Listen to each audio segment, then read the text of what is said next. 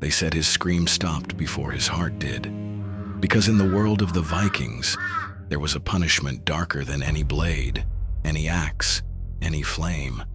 A death so slow, so calculated, that even hardened warriors spoke of it in whispers. They called it the Blood Eagle. Picture this: a man bound face down, his enemies standing over him, not to kill him quickly but to open him, to pull his ribs from his spine one by one until they spread outward like two great wings. And then, while he was still breathing, his lungs were drawn out and laid across his own shoulders.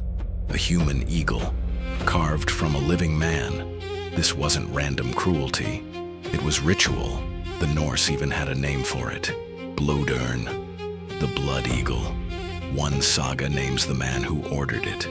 Ragnar's saga, Lodbrokar, tells of King Ella of Northumbria, executed this way in revenge for his father's death.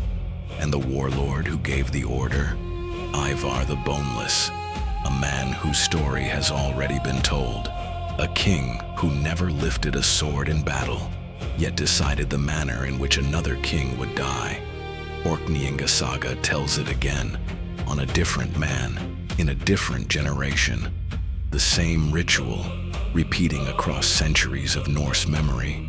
But here's where the story gets stranger, because historians today are split. Some say the Blodurn never happened, that it was invented centuries later by poets and monks, men who never saw a Viking blade, writing propaganda to paint the Norse as monsters. Others say the sagas were too specific, too consistent, across too many separate accounts, to be pure invention.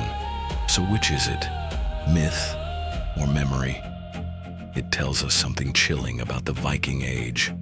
That death wasn't the goal, suffering was. That your enemies didn't just want you gone, they wanted your name remembered as a warning, your body turned into a symbol every man in the hall would picture for the rest of his life. And that's the deeper fear here, not the blade, not the blood. It's the idea that some punishments were never meant to kill quickly. They were meant to be witnessed, performed, passed down as legend. Because if it's true, it wasn't just an execution. Look at what the ritual demanded. Ribs pulled outward like wings, lungs laid across the shoulders. That shape wasn't an accident. In Norse belief, Odin's ravens, Hugin and Munin, carried word of the dead back to their god. A man killed this way wasn't just being punished.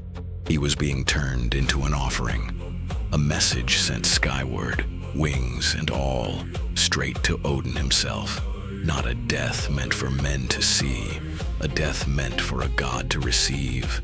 And if you want to know the kind of man cruel enough to give that order, Ivar the Boneless broke a kingdom without ever swinging a blade. That video's linked right here.